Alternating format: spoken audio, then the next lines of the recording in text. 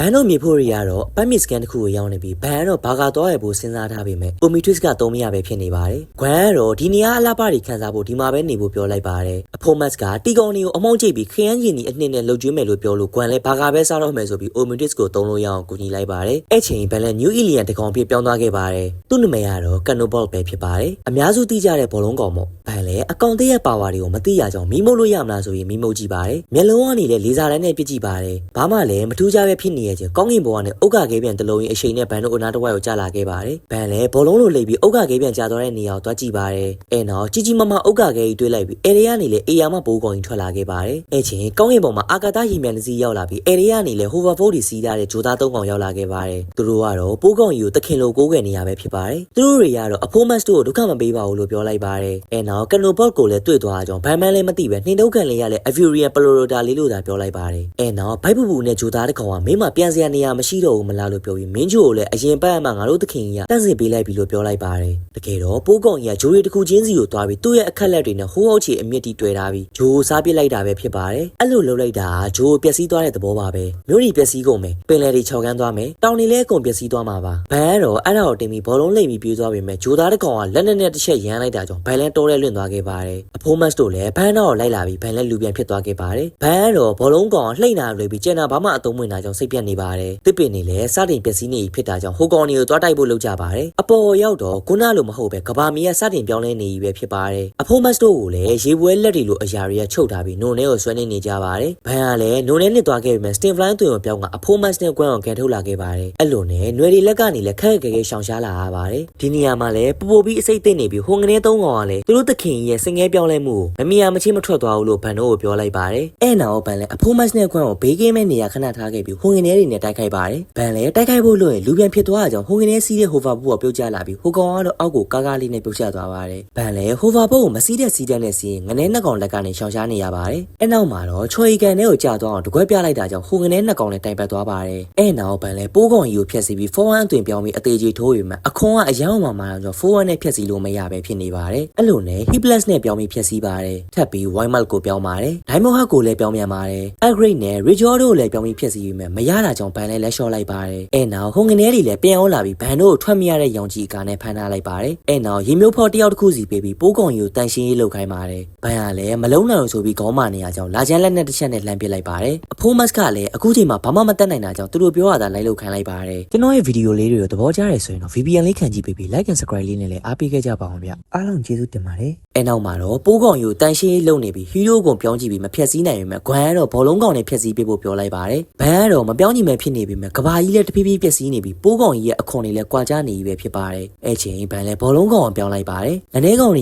လည်းအဖိုးမတ်တို့ကိုလေစာရည်နဲ့လိုက်ပစ်နေရကြောင်းကွာခြားလာတဲ့အခွန်တွေကိုဒိုင်းကပြီးအသုံးပြီးကာထားရပါတယ်။တကယ်လေအဲ့ခွန်တွေကိုလေစာတန်းနေတာမကပိုးကောင်ခန္ဓာကိုယ်တွေကပေါက်ထွက်လာတဲ့အစိတ်ရည်တွေကဘာတိအောင်မှမရှိပါဘူး။အဖိုးမတ်တို့လည်းအသေးတန်ကာထားရခြင်းဘန်ရပဲဟိုငနေနှစ်ကောင်တီးပြီးအဖိုးမတ်နဲ့ကွန်းကိုဘောလုံးနဲ့ထည့်ကာခေါ်လာလိုက်ပါတယ်။အဲ့ချိန်ငနေတွေကဘန်ကိုလေစာရည်နဲ့ပစ်နေရကြောင်းဘန်လည်းသူ့လက်ကအာမာရီနဲ့ကာလိုက်ပါတယ်။မြေကြီးတွေကလည်းအကွဲကပြိုကျနေပြီပဲဖြစ်ပါတယ်။အဲ့နောက်အဖိုးမတ်ကငနေကောင်အခွန်နဲ့မျက်နှာတစ်ချက်ရိုက်ချပေးလိုက်ပါတယ်။ဘန်ကလည်းဘောလုံးနဲ့လှိမ့်ကပိုးကောင်ကြီးရဲ့ခန္ဓာကိုယ်ထဲကိုဝင်သွားခဲ့ပါတယ်။အထဲမှာလည်းပတ်လိမ့်ပြီးနှလုံးတွေနံရိုးတွေကိုပါပေါက်ထွက်တဲ့တီလှိမ့်ပြီးဖျက်ဆီးပစ်လိုက်တာကြောင့်ပိုးကောင်လည်းလုံးဝပျက်စီးသွားခဲ့ပါတယ်။အဲ့နောက်ဟိုငနေတွေကသူတို့သခင်ကြီးကိုဖျက်ဆီးလိုက်တာကြောင့်ဘောလုံးကောင်သူတို့သခင်ပြမှတ်ယူလိုက်ကြပါတယ်။အဲ့ချိန်ဘန်လည်းလူပြန်ဖြစ်သွားတာကြောင့်ဟိုငနေလေးပြန်မှတ်မိပြီးမင်းကမဖွင့်ပြိုးသေးတဲ့လူတည်သားလောင်းလေးပဲလို့ပြောတာထွက်သွားကြပါတယ်။အဲ့နောက်မှာတော့ကဘာမီလည်းပုံမှန်တိုင်းပြန်ဖြစ်သွားပြီးဘန်တို့ပိုးကောင်ကြီးကြောင့်ပေးချန်သွားတဲ့ကားတစ်ခုလုံးတန်ရှင်းရတော့မှာပဲဖြစ်ပါတယ်။ဒါကတော့ Banana Classic Season 2ရဲ့အပိုင်းနဲ့ဖြစ်ပြီးအပိုင်း3ကိုတော့နောက်ရက်မှာတင်ပေးသွားမှာမလို့ Like and Subscribe လေးနဲ့လည်းအားပေးခဲ့ကြပါအောင်ဗျ။အားလုံးကျေးဇူးတင်ပါတယ်။